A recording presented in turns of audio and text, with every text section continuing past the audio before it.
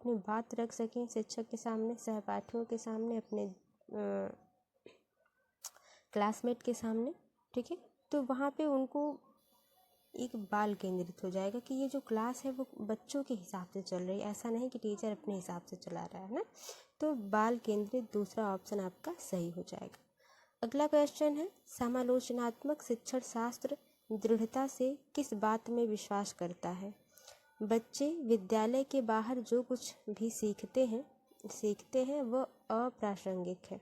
तो वह अप्रासंगिक नहीं है। बाहर, विद्यालय के बाहर जो भी सीखा जाएगा वो बच्चे के लिए बेहतर होगा, प्रासंगिक होगा, अप्रासंगिक थोड़ी होगा। तो ये तो गलत हो गया। शिक्षार्थियों के अनुभव तथा दृष्टिकोण महत्वपूर्ण है। बिल्कुल, शिक्षार्थी जो अनुभव कर रहे हैं, जो फील कर रहे हैं एनवायरनमेंट को लेके, सब्जेक्ट को लेके, टीचर को लेके, क्लासमेट को लेके, वो अपनी बात को अपने सहपाठियों से या शिक्षक से या किसी से भी अपनी बात रख सके, ये महत्वपूर्ण है। तो ये तो पॉजिटिव बात रही। शिक्षक को सदैव कक्षा निर्देशों में आगे रहना चाहिए। सिर्फ कक्षा निर्देश में ही आगे नहीं रहना चाहिए। अभी तो बच्चों के हाव भाव, व्यवहार और उनकी पाठ्य सामग्री, बहुत कुछ चीज़ें हैं, सिर्फ कक्षा निर्देश ही नहीं है, ठीक है। तो ये उतना परफेक्ट नहीं रहा। शिक्षार्थियों को स्वतंत्र रूप से तर्क करने की आवश्यकता नहीं है। क्यों पूरी तरह से वो स्वतंत्र रूप से तर्क नहीं कर सकते? क्यों आप उनके सोचने पे प्रतिबंध लगाएंगे? ऐसा तो है नहीं कुछ।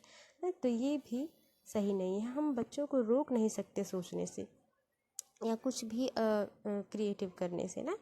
तो सबसे पॉजिटिव ऑप्शन आपका दूसरा रह जाएगा और दूसरे का दूसरा ऑप्शन बिल्कुल सही हो जाएगा। तीसरे क्वेश्चन की बात कर ली जाए, यदि शिक्षक नया पाठ पढ़ने से पहले विद्यार्थियों को मनोरंजन से जुड़े गतिविधि में संलग्न करते हैं तो इसका उद्देश्य क्या है? यानी कि कक्षा में पाठ नया शुरू होने वाला है, लेसन नया शुरू होने वाला है, उसके पहले कुछ मनोरंजन करवा लेते हैं, हम एक्टिविटी करवा लेते हैं बच्चों से, या कोई पोएम कहलवा लेते हैं ना। तो वो उसका क्या मेन मुद्दा है, क्या मकसद है उनका? उसका विद्यार्थियों का ध्यान हटाना, पाठ आरंभ करने से पूर्व विद्यार्थियों को अनुशासन में करना, कार्यभार को कम करना, विद्यार्थियों में प्रोत्साहन और उत्साह का संचार करना। तो देखिए, ध्यान हटाना नहीं है, बल्कि ध्यान लगाना है विद्यार्थियों का ना।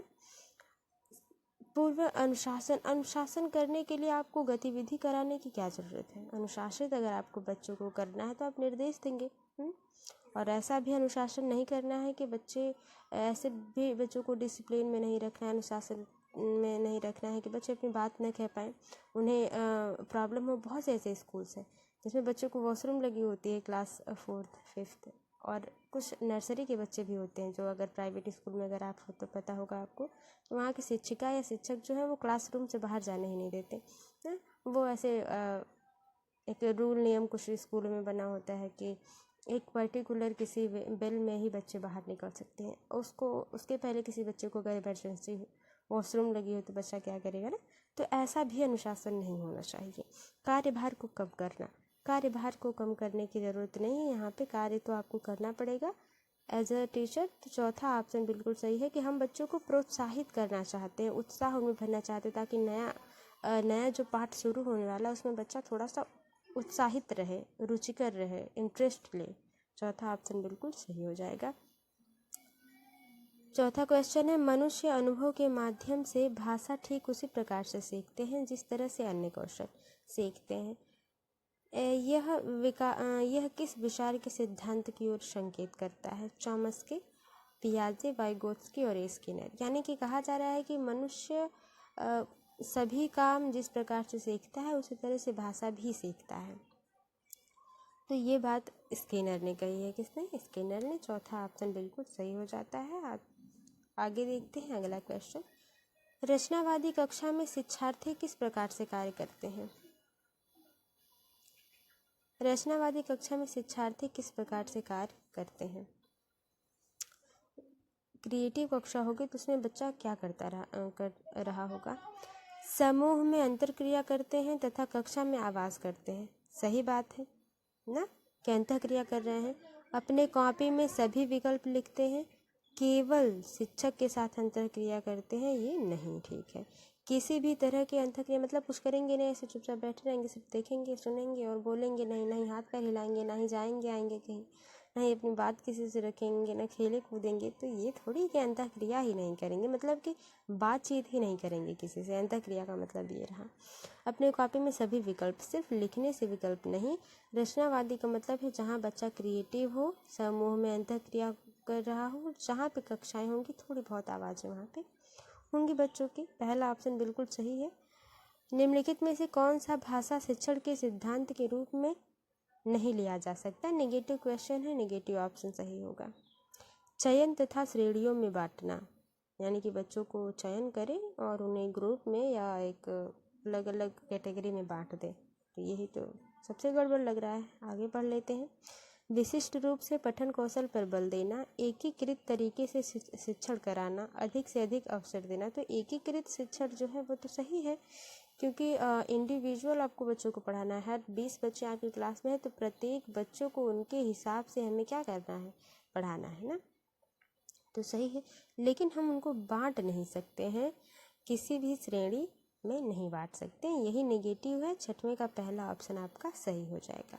सहपाठी एक दूसरे के प्रति स्वीकृति का भाव रखें, इसके लिए किस तरह की कक्षाई परिवेश उपयुक्त है, यानी कि बच्चा एक दूसरे की बात को समझे और अगर कोई प्रॉब्लम हो तो अपने में डिस्कस कर सके ना, क्योंकि आप जानते हैं कि टीचर से ज़्यादा हम अपने क्लासमेट से पूछते हैं तो ज़्यादा चीज़ें कंफर्म होती हैं, कन्फ्यूजन जो थोड़ी बहुत रह जाती है। और ये आप भी मानते होंगे कि कुछ क्लास में ऐसे टीचर्स होते हैं जिनकी बातें या जिनकी लैंग्वेज, वो पढ़ाते तो अच्छा लेकिन लैंग्वेज उतनी समझ में नहीं आती, तो हम अगर वो बात अपने क्लासमेट से पूछते हैं तो वो बेहतर बताते हैं, क्योंकि उनके समझाने का तरीका थोड़ा सा अपने हिसाब से होता है। अगला ऑप्शंस देखते हैं कि विविधता वाले शिक्षार्थियों वाली समावेशी कक्षा, चयनित शिक्षार्थियों वाली समावेशी कक्षा, विविधता वाले शिक्षार्थी वाली विशिष्ट कक्षा। अब जैसे अलग अलग बच्चे तो हैं तो ठीक है, विविधता तो क्लास है, विविधता वाले बच्चे तो हैं, लेकिन विशिष्ट कक्षा सही नहीं है ना। चयनित से जब चयन किए हुए, विशिष्ट कक्षा की कोई बात ही नहीं है। चयनित, अब बच्चे कुछ गिने चुने हैं, जो 10-20 में 20 बच्चे हैं मान लीजिए पूरे क्लास में, और 5 बच्चों को आपने एक समावेशी कक्षा में रख लिया, तो ये कोई मतलब नहीं है। समावेशी कक्षा का मतलब है सारे बच्चे, 20 बच्चे जिस भी प्रकार से हैं आप उन्हें एक साथ लेके पढ़ाएं, समझाएं, अलग अलग तरीके से, अलग अलग नियम से, विविध तरीकों से हम बच्चों को सिखाएं।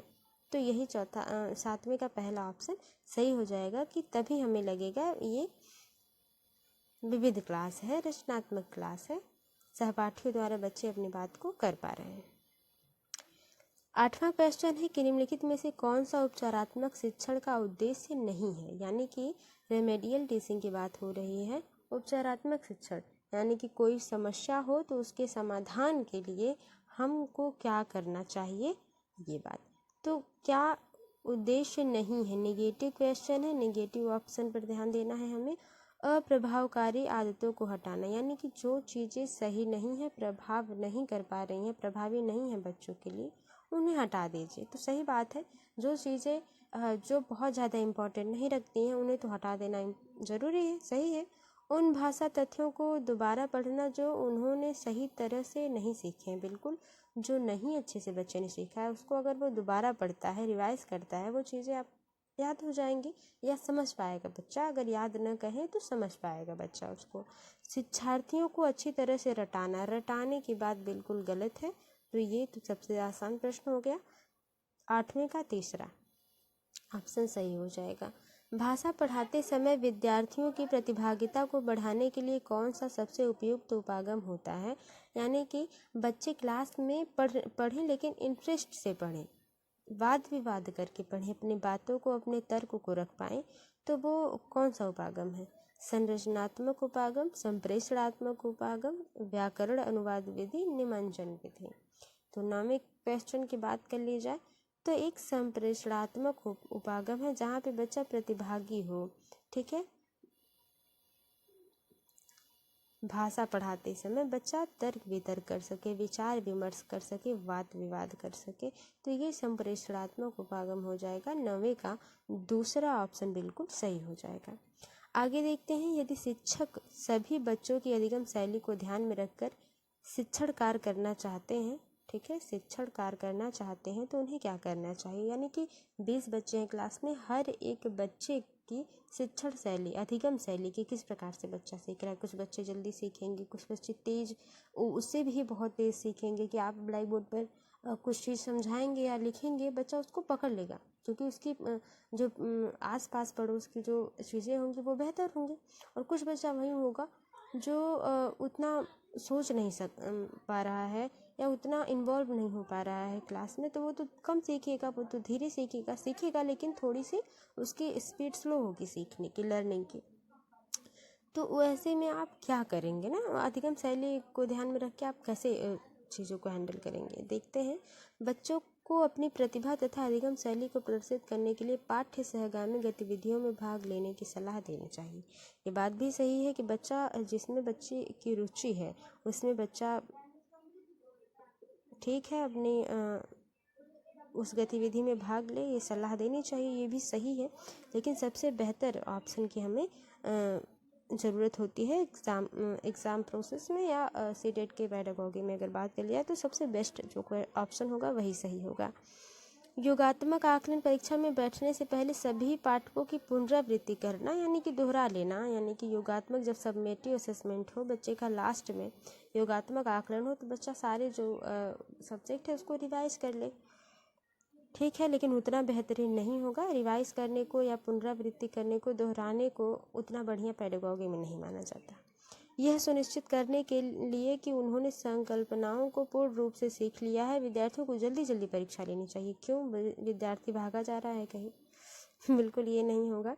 विद्यार्थियों की विविधता को संबोधित करने के लिए विविध प्रकार की शिक्षण विधि है। बिल्कुल सबसे सही ऑप्शन ये है कि यहाँ पे वैरायटी, विविध अलग अलग प्रकार की बातों को संबोधित किया जा रहा है कि जितने भी बच्चे हैं उनको उतनी विधि से आकलन करना है, तब आप अधिगम शैली में उनके ध्यान रख पाएंगे। यानी कि 10 का 4th ऑप्शन बिल्कुल सही हो जाएगा। अगला क्वेश्चन है, निम्नलिखित में से कौन सी भाषा की कक्षा में सबसे अधिक प्रभावशाली शिक्षण विधि है। कौन सी शिक्षण विधि सबसे अच्छी विधि है भाषा की कक्षा में।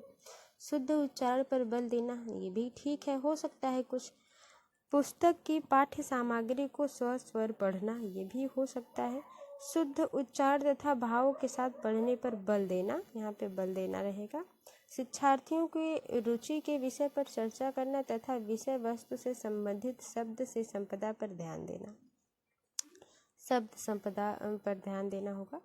11 के सही ऑप्शन की अगर बात कर ली जाए तो अगर आप समझ पा रहे होंगे तो आप सही चूज किए होंगे, क्योंकि चौथा ऑप्शन यहाँ पे रुचि के हिसाब से, बच्चों के रुचि के हिसाब से हमें शिक्षण विधि को करना है, तभी वो भाषा की क्लास में बच्चा रुचिकर हो पाएगा, अपने जो कन्फ्यूज़न है उसे दूर कर पाएगा। क्योंकि जिस भी सब्जेक्ट में आपकी रुचि रहती है, जैसे आपको मैथ पढ़ना पसंद है और आपको इंग्लिश नहीं पढ़ना पसंद है, तो आप मैथ में ज़्यादा इन्वॉल्व होंगे, आप पूरे दिन मैथ के इक्वेशन को सॉल्व कर सकते हैं। लेकिन अगर आपको इंग्लिश पसंद नहीं है तो आप उसकी रीडिंग भी उतना बेहतर नहीं करना चाहेंगे, ना ही उसे 20 मिनट या आधे घंटे या ज़्यादा से ज़्यादा 1 घंटे से ज़्यादा आप उसको रीड नहीं करना चाहेंगे, पढ़ना नहीं चाहेंगे। तो चौथा ऑप्शन बिल्कुल सही है, बच्चे के रुचि के हिसाब से चीज़ें होनी चाहिए।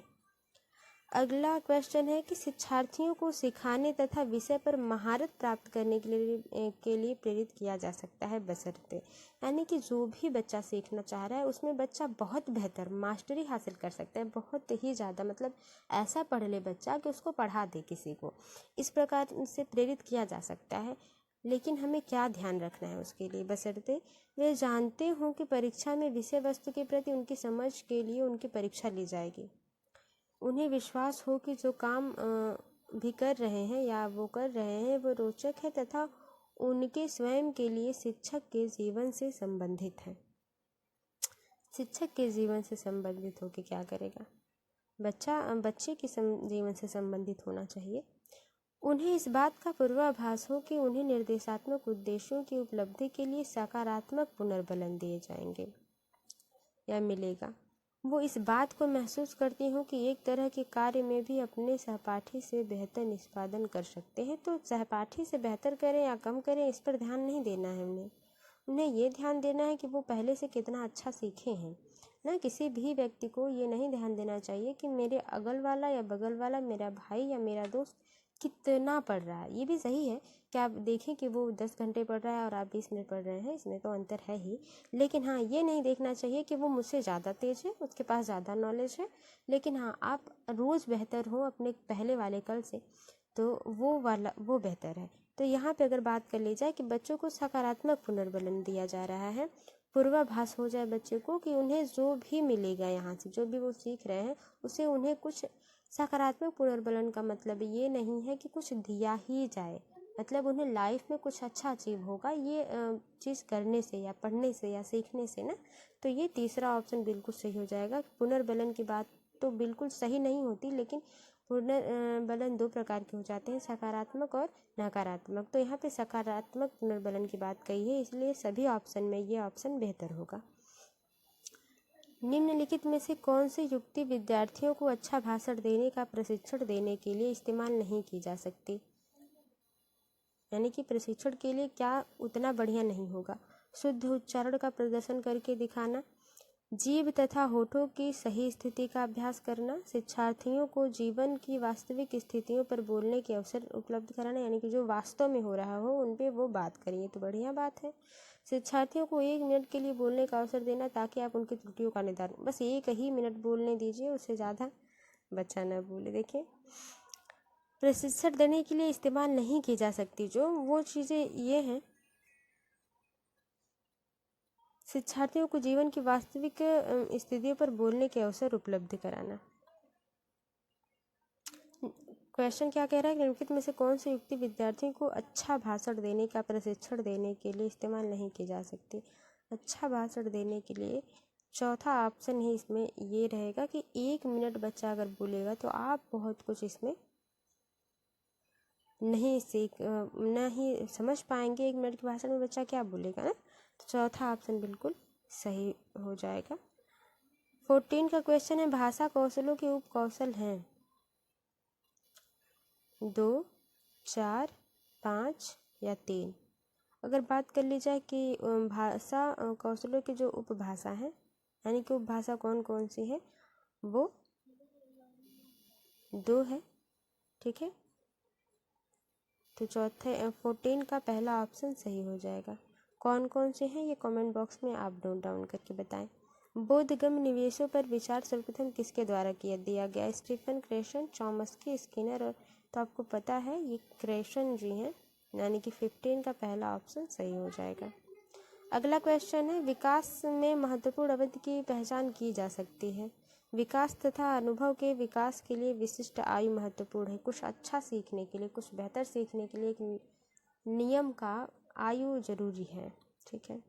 विकास की एक विशिष्ट अवधि के दौरान हुई अनुभवों पर अधिगम पर बहुत प्रभाव होता है, यानी कि जो समय चल रहा है विकास का, उसमें आप क्या अनुभव कर रहे हैं वो अधिगम पर प्रभाव पड़ेगा, ये भी बात सही है।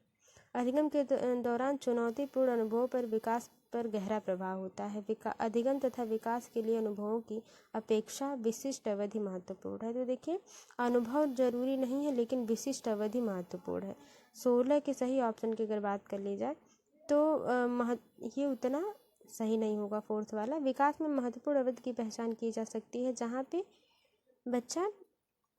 पे कहा जा रहा है कि विशिष्ट अवधि के दौरान अनुभवों का अधिगम पर अधिक प्रभाव पड़ता है। बिल्कुल, जो भी आप विकास के दौरान सीखते हैं, यानी कि जैसे आप 4th बच्चा अगर 4 साल का है, 6 साल का है, 7 साल का है, तो उनके दौरान जो भी उनके अनुभव होंगे वो विकास पर प्रभाव पड़ेगा, उनके अधिगम पर, उनके आगे चल के वो जो भी नया सीखेंगे उस पर उन्हें प्रभाव पड़ेगा। तो दूसरा ऑप्शन बिल्कुल सही है, क्योंकि आप जानते हैं इन्वायरमेंट का प्रभाव पड़ता है। माँ के द्वारा शिशु को बोली जाने वाली दुलार की भाषा को किस रूप में बेहतर जान सकते हैं, यानी कि जो माँ अपने बच्चों को दुलार कर बोलती हैं वो। बबलाना, अनुकरण के माध्यम से अधिगम, बाल केंद्रित वाचन, सक्रिय अनुकरण। अनुकूलन। 17 के सही ऑप्शन की बात कर ली जाए तो ये बाल निर्देशित वाचन है, ठीक है, बच्चे को समझने वाली, ताकि बच्चा उस बात को दोहरा सके, इसलिए माँ उसको दुलार से प्यार से, सभी लोग, माँ ही नहीं जो आस पास में उनके दादा दादी बहन भाई या जो भी बड़े होते हैं वो ऐसा ही करते हैं। अगला क्वेश्चन है कि भाषा की कक्षा में शिक्षार्थी काबुलीवाला की कहानी पढ़ते हैं, बाद में उन्हें कहानी के कुछ दृश्यों की पृष्ठभूमि से संबंधित चित्रात्मक सामग्री व संक्षिप्त वर्णन दिया जाता है। यानी कि काबुलीवाला वो पढ़ते हैं, उसके बाद उन्हें उनके कुछ दृश्य दिखाए जाते हैं और उनको वर्णन किया जाता है। चित्रों में वर्णित या दो दृश्य का कुछ शिक्षार्थियों द्वारा अभिनय किया जाता है। बच्चे उसका नाटक करते हैं, अभिनय करते हैं, रोल प्ले करते हैं। शिक्षार्थी अभिनय किए गए दृश्यों को देखते हैं, यह प्रक्रिया क्या कहलाती है? अब कुछ बच्चे जो होते हैं उनके अभिनय को देखते हैं, नाटक को देखते हैं, तो ये प्रक्रिया क्या कहलाएगी? अवलोकन, संदर्भीकरण, संज्ञानात्मक उपागम, सहयोग। तो वो जो किताब में पढ़ रहे हैं, जो नाटक हो रहा है, उसमें क्या करेंगे? देखेंगे क्या कॉमन है, क्या अलग हो रहा है, किस प्रकार से कुछ बनावटी है ना, तो यहाँ पे अवलोकन करेंगे, ऑब्जर्व करेंगे, बच्चे चीज़ों को अवलोकन करेंगे ना। 18 का पहला ऑप्शन सही हो जाएगा। वह कौन सा परीक्षण है जिसके द्वारा किसी विशिष्ट कार्य के संबंध में विद्यार्थियों को की उपलब्धि का मापन किया जाता है? वह कार्य जिसमें विद्यार्थियों को बेहतर प्रदर्शन करने की जरूरत है, वो क्या है? निपुणता परीक्षण, उत्पाद परीक्षण, व्यक्तिपरक परीक्षण, वस्तुनिष्ठ परीक्षण। 18 के सही क्वेश्चन की अगर बात कर ली जाए तो ये निपुणता परीक्षण है कि बच्चे ने कितना सीखा है उसका हम क्या कर रहे हैं, मापन कर रहे हैं, तो ये निपुणता परीक्षण है, मास्टर बेस्ड है। 20 क्वेश्चन की बात करें तो प्राथमिक स्तर के विद्यार्थियों के पठन अवबोधन का मूल्यांकन करने के लिए शिक्षक ने विद्यार्थियों से कहा, यानी कि वो कितना पढ़ पा रहे हैं, अपने रीडिंग स्किल्स को देखने के लिए, मूल्यांकन करने के लिए विद्यार्थियों को शिक्षक ने कहा कि कहानी को अपने शब्दों में दोबारा दोहराओ या कहानी के मुख्य बिंदु बताओ। अच्छा, इससे मूल्यांकन अच्छा होगा। कहानी के पत्रों में से किसी एक के आधार पर दैनंदिनी बनाओ। पहचाने गए शब्दों के समूह का स्वयं प्रयोग करें। विषय के लाभ तथा हानि पर चर्चा करें। देखिए, तो लाभ हानि पर चर्चा करें। अब पठन का एक अच्छा तरीका आप मूल्यांकन आप कैसे कर सकते हैं? जहाँ पे आप जो शब्द हैं उनको दोबारा, जैसे हम बुक रीडिंग करवाते हैं तो उससे हम क्या करेंगे, रीडिंग अवबोधन का मूल्यांकन यानी पठन अवबोधन का मूल्यांकन कर सकते हैं। तो पहला ऑप्शन सबसे बढ़िया हो जाएगा क्वेश्चन के हिसाब से। यहाँ अगला क्वेश्चन है कि किसी नई भाषा को सीखने के संबंध में कौन सी बात सही है? नई भाषा सीखने के लिए क्या सही है? मातृभाषा का ज्ञान सहायक होता है, मातृभाषा का प्रयोग सहायता करने की जगह बाधा उत्पन्न करता है, तो ये बात तो गलत हो गई। शिक्षक के द्वारा मातृभाषा का प्रयोग कदापि नहीं करना चाहिए, क्यों? शिक्षार्थियों द्वारा मातृभाषा का प्रयोग नहीं किया जाना चाहिए, क्यों नहीं? मातृभाषा का प्रयोग नहीं करेगा तो कौन सी भाषा बचा यूज करेगा दूसरे देश विदेश की कक्षा में? बिल्कुल, किसका पहला ऑप्शन सही हो जाएगा, क्योंकि सबसे पॉजिटिव ऑप्शन यही है। भाषा में किन्हीं ग्राम्य कौशल कहते हैं। ग्राम्य कौशल जो रिसीव करे ना, श्रवण तथा वाचन कौशल, श्रवण तथा पठन कौशल, वाचन तथा लेखन कौशल, वाचन तथा पठन कौशल। तो 22 के सही ऑप्शन की अगर बात कर ली जाए, जहाँ पे श्रवण और वाचन कौशल हो, ठीक है, सुना और बोला, लिसनिंग और स्पीकिंग की बात हो, सुना और बोला जाए, वो क्या हो जाएगा, ग्राम्य कौशल हो जाएगा, क्योंकि हम ग्रहण कर रहे हैं ना, क्या कर रहे हैं, ग्रहण कर रहे हैं, ठीक है ना। 22 का अच्छा, जहाँ पे क्या है, भाषा में किन्हीं ग्राम्य कौशल, जहाँ पे हम ग्रहण कर रहे हैं, तो वाचन तो ग्रहण थोड़ी हो जाएगा, श्रवण तो होगा, लेकिन वाचन अगर हम बोलते हैं तो वो ग्रहण नहीं होगा, बल्कि वो तो हम रिप्रोड्यूस कर रहे हैं ना, तो ये तो नहीं होगा। दूसरा ऑप्शन इसका सही होगा, श्रवण और पठन कौशल। हम सुन रहे हैं तब भी हम ग्रहण कर रहे हैं, पठन कर रहे हैं तब भी हम क्या करेंगे, ग्रहण ही कर रहे हैं। दूसरा ऑप्शन बिल्कुल सही हो जाएगा। निम्नलिखित में से कौन सा दृश्य शिक्षण अधिगम सामग्री नहीं है? ठीक है। शिक्षण के समय एज ए एग्जाम्पल में नहीं ले सकते क्या? पत्रिकाएं तथा समाचार पत्र ले सकते हैं। रेडियो प्रसारण, संदर्भ पुस्तकें, चित्रात्मक चार्ट, जो चार्ट हैं चित्र बनाए हुए गए हैं उन्हें नहीं ले सकते। तो लेकिन रेडियो ले सकते हैं हम, ये तीनों ले सकते हैं, लेकिन रेडियो प्रसारण नहीं ले सकते, जहाँ पे बच्चा सिर्फ सुनेगा ना, बच्चा ना ही बोल पाएगा ना ही उसे लिख पाएगा। तो रेडियो प्रसारण उतना बढ़िया नहीं है अधिगम सामग्री के लिए। उदाहरण के लिए हम उदाहरण के लिए ले सकते हैं, लेकिन क्लास में ले जाके हम उससे कुछ एग्जाम्पल समझा पाएँ ये बेहतर नहीं होगा, खासकर छोटे बच्चों के लिए। अगला क्वेश्चन है, निम्नलिखित में से किसकी उपचारात्मक शिक्षण के रूप में अनुशंसा नहीं की गई है? व्यक्ति विशेष की अधिगम संबंधी कमियों को पहचानना और निदान सुझाना जिनके आधार पर उपचारात्मक निर्देश दिए जा सकें। तो नेगेटिव क्वेश्चन है, नेगेटिव ऑप्शन सही होगा। ये तो सही है, कमियों को पहचानने और उसका उपचार करें। अध्यापक समस्याओं को संबोधित करने और दूर करने के लिए व्यवहारिक उपचारात्मक समाधान ढूंढते, ये भी सही है। विद्यार्थियों की गलतियों का विश्लेषण करके उपयुक्त उपचारात्मक कार्यों का चयन करें, बिल्कुल विश्लेषण करें क्या गलती है, कहाँ गलती है, फिर उस पर उपचार करें। नवीन पठन तथा शिक्षण विधियों को लागू करने के द्वारा उच्च अधिगम निर्णय नीतियों को लागू करें, इतना उच्च अधिगम निर्णय लिया जाए कि बच्चा समझ ही न पाए। चौथा ऑप्शन ही नेगेटिव है इसमें, कि बहुत ऊंचे स्तर की नीतियाँ नहीं होनी चाहिए, ऐसी नीति हो, ऐसे नियम कानून हो क्लास, कक्षा और विद्यालय के, कि बच्चा वहाँ पे रह सके, समझ सके, उसे बहुत ज़्यादा इरिटेट ना हो, भारी न लगे बच्चे को ना। चौथा ऑप्शन बिल्कुल सही हो जाएगा। कक्षा में शिक्षक विषय के बारे में बताते हैं तथा उस विषय पर लेख लिखने के से पहले वह विद्यार्थियों को उस विषय से संबंधित विचारों का जल्दी से सोने नहीं होगा, यहाँ पे जल्दी से पढ़ने होगा यहाँ पे, और उन्हें नोट करने के लिए कहते हैं। कक्षा में शिक्षक क्या कर रही हैं, यानी कि जो भी विषय बताए जा रहे हैं उसमें लेख लिखने के लिए कहा जा रहा है, उससे संबंधित कुछ पढ़ने और नोट बनाने के लिए कहा जा रहा है। तो ये क्या है? पुनरावृत्ति है। पुनरावृत्ति तो मतलब दोहरा कर उसी तरह लिख देना पुनरावृत्ति होती है। आकलन यहाँ पे हो नहीं रहा। मानस मंथन, सूचियों का जांच, तो सूचियों की जांच ऐसे कुछ हो नहीं रही। मानस मंथन यहाँ पे ब्रेन स्टॉर्मिंग, बच्चा अब विषय के बारे में बताया गया है और फिर उसके बारे में कहा जा रहा है कि तुम कुछ उससे संबंधित कुछ लिखो, तो बच्चा सोचेगा समझेगा तब तो कुछ लिखेगा। बिल्कुल मानस मंथन, ब्रेन स्टॉर्मिंग हो रही है, यहाँ पे सोचना, यहाँ पे कॉग्निटिव थिंकिंग हो रही है, संज्ञानात्मक विकास हो रहा है, तर्क हो रहा है, बच्चा अपने आप से वाद विवाद करेगा, क्या सही है क्या गलत है, समालोचनात्मक चिंतन करेगा ना, बेसिकली चिंतन करेगा। तो मानस मंथन हो रहा है, मतलब पूरे उसके माइंड में मंथन हो रहा है, दिमाग पूरा उसका चारों तरफ चल रहा है। तीसरा ऑप्शन बिल्कुल सही हो जाएगा। संज्ञानात्मक अधिगम का सिद्धांत निम्नलिखित में से किससे स्वीकृति देता है? मनुष्य भाषा यंत्र के साथ जन्म लेते हैं। त्रुटियां अधिगम प्रक्रिया का ही हिस्सा हैं, सही बात है। भाषा आदत निर्माण की प्रक्रिया के द्वारा सीखी जाती है। भाषा में विवेचन तथा मानसिक प्रक्रियाओं के द्वारा से किए जाते हैं। देखिए 26 का चारों ऑप्शन बढ़िया है, लेकिन सबसे बढ़िया ऑप्शन जो हो जाएगा ये, कि संज्ञानात्मक अधिगम के सिद्धांत की, कि भाषा आदत निर्माण की प्रक्रिया के द्वारा सीखी जाती है। जो भी अगर हमें आदत ही न हो पढ़ने की 1 घंटे, तो हम 1 घंटे बैठ ही नहीं पाएंगे ना, तो वो आदत निर्माण की प्रक्रिया के द्वारा सीखी जाती है।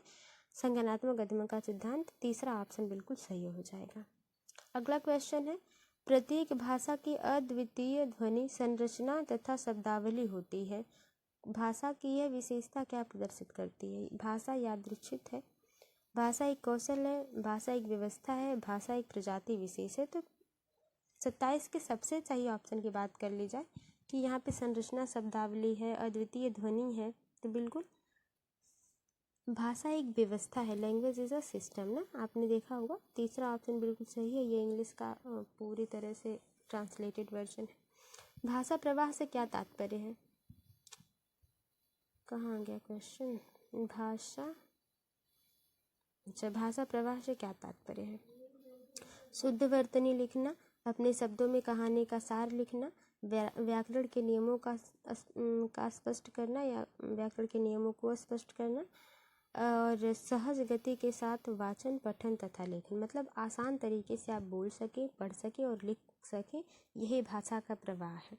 तो 28 का आप समझ गए होंगे कि जहाँ पे आप आसानी से बिना कुछ आपको ऐसा लग रहा हो कि आप बहुत टफ फील कर रहे हैं, आप बोल ही नहीं पा रहे हैं, इसको लिख पा रहे हैं तो समझ ही नहीं पा रहे हैं, तो जहाँ पे आप वाचन, पठन और लेखन कर लें, वहाँ पे आप भाषा प्रवाह समझ लीजिए कि आप भाषा में बेहतर हो गए हैं। चौथा ऑप्शन सही हो जाएगा।